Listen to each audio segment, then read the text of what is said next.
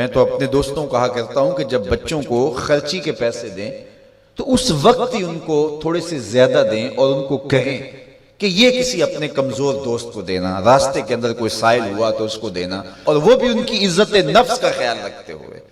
یہ جو نمائش کا جذبہ پیدا ہو گیا اور یہ جو سیلفی کا زمانہ آیا، اور اس نے تو رہی صحیح کسر ہی نکال دی۔ وہ کسی زمانے میں کہتے تھے نیکی کر دریا میں ڈال، اور پھر وہ زمانہ آیا کہ نیکی کر اخبار میں ڈال، اور اب ہے نیکی کر فیس بک پہ ڈال۔ اب تو وہ تقوی، وہ جو للہیت، وہ تو ختم ہوتی چلی جا رہی ہے۔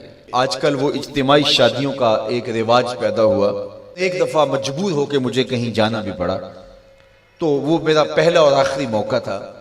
تو میں نے وہاں کہا کہ آپ نے مجھے جس مقصد کے لیے بلایا ہے، میں اچھائی کے کاموں کی تحسین کرتا ہوں، لیکن یہ منظر آپ کا مجھے اچھا اس لیے نہیں لگا کہ زندگی میں 3 مرحلے ہر شخص پہ آتے ہیں جب وہ مہمان خصوصی ہوتا ہے۔ جب وہ پیدا ہوتا ہے، کالا کلوٹا بھی کیوں نہ ہو، سارے اسے دیکھنے آتے ہیں۔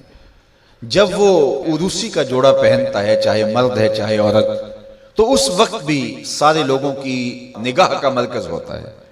اور تیسرا، جب سفید کفن اوڑھ کے آخری منزل کی طرف چلتا ہے تو سارا شہر کہتا ہے چلو اس کا منہ دیکھائیں۔ بلکہ اس کا یہ پروٹوکول ہے کہ امام کعبہ بھی ہو تو وہ پیچھے کھڑا ہوگا، اس کے جنازے کو آگے رکھا جائے گا۔ یہ اس کا اعزاز ہے، یہ اس کی تکریم ہے۔ وقت کا غوث بھی ہو تو وہ بھی پیچھے کھڑا ہوگا، اس کا جنازہ آگے رکھا جائے گا، یہ اس کا اعزاز ہے۔ تو میں نے کہا یہ 3 موقع ہوتے ہیں کسی کمزور سے کمزور، غریب سے غریب، عاجز سے عاجز شخص کے لیے بھی عزت کے، اور آج آپ نے ان سے یہ موقع بھی چھین لیا کہ اسٹیج کے اوپر مخیر حضرات بیٹھے ہیں، اور ایک قطار میں بیٹیاں بیٹھی اور ایک قطار میں جو ہے وہ دلہے بیٹھے ہیں، اور ان سب کے رشتہ دار سامنے باراتی 20-20 40-40 لوگ آئے ہوئے ہیں۔ تو ان سب کی غربت کا ہم عملاً مذاق اڑا رہے ہیں۔ آج یہاں میں کسی کے چہرے کے اوپر خوشی نہیں دیکھ رہا، اگر مسکراہٹ ہے تو وہ مصنوعی مسکراہٹ ہے۔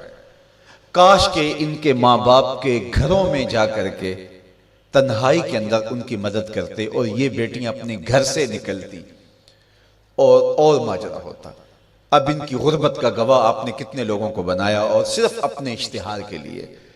تو یہ مزاج پیدا کریں، عزت نفس نہ کسی کی مجروح ہونے دیں۔ سب سے قیمتی شے انسان کی عزت ہوتی ہے۔ کبھی آپ نے دیکھا ہو بارش پڑی ہو اور کیچڑ ہو اور کوئی بندہ پھسل کے گر جائے تو وہ بعد میں دیکھتا ہے کہ مجھے چوٹ آئی ہے کہ نہیں، پہلے یہ دیکھتا مجھے کسی نے دیکھا تو نہیں۔ اس کا مطلب یہ ہے اس کو اپنی جان سے عزیز اپنی عزت ہے۔ تو مت کسی کی عزت پہ انگلی اٹھائیں، مت کسی کی تذلیل کا سبب بنے، مت کسی کی رسوائی کا ذریعہ بنے۔ لوگوں کو عزت دیں۔ جب تک غلامی موجود رہی، حضور نے فرمایا کہ جو خود کھاتے اسے کھلاؤ، جو خود پہنتے اسے پہناؤ، وہ تمہارے بھائی لگتے ہیں، ان کے ساتھ حسن سلوک کرو۔ جبکہ وہ آقا کا جوتا بغیر اذن کے چھو لیتے تھے تو آقا اس پہ بھی کوڑے مارتا تھا، لیکن میرے حضور علیہ السلام معراج سے واپس پلٹتے اور کہا بلال تو کون سا نیک عمل کرتا ہے، میں نے جنت میں تیرے قدموں کی آہٹ سنی ہے۔ کیا خیال ہے، ایک جملے نے دور غلامی کی ساری تھکن اتار نہیں دی ہوگی، اور غلام فرش اٹھ کے فراز عرش پہ نہیں پہنچ گیا ہوگا؟ یہ عزت دی ہے۔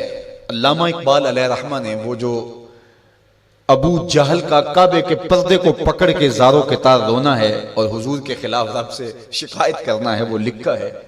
تو اس میں جو شکایتیں لگاتا ہے ابو جہل کعبے کے غلاف کو پکڑ کے، تو اس میں ایک شکایت یہ لگاتا ہے کہ از محمد سینہ ما زار زار، ہمارا سینہ بڑا دکھی ہو گیا ہے، اس شخص نے تو ہمارے نظم کو خراب کر دیا ہے۔ با غلام خیش بر یکخان نشست، یہ جو دین لے کر آیا ہے اس دین کے اندر یہ سبق ہے کہ غلام اور آقا ایک دسترخوان پہ بیٹھیں گے، اور اگر غلام اور آقا ایک دسترخوان پہ بیٹھ جاتے ہیں تو پھر کہاں گیا ہمارا قریش کا سردار ہونا؟ تو یہ تو ہمارا سب سسٹم تلپٹ ہو جائے گا۔ لیکن میرے حضور یہ دین لے کر آئے تھے، انسان کی بنیادی عزت کو بحال کرنا تھا، اور حجۃ الوداع کے موقع پر حضور نے پاؤں تلے جس طرح کسی چیز کو روندا جاتا ہے اس طرح کچلتے ہوئے فرمایا آج کے بعد میں تفاخر ختم کرتا ہوں، کسی عربی کو اجمی پر، کسی اجمی کو عربی پر کوئی فخر نہیں ہوگا، کوئی فضیلت نہیں ہوگی، نہ کالے کو گورے پر اور نہ گورے کو کالے پر۔ فضیلت کا معیار کیا ہے؟ ان اکرمکم عند اللہ اتقاکم، جو متقی ہوگا اللہ کے نزدیک وہی عزت والا ہوگا۔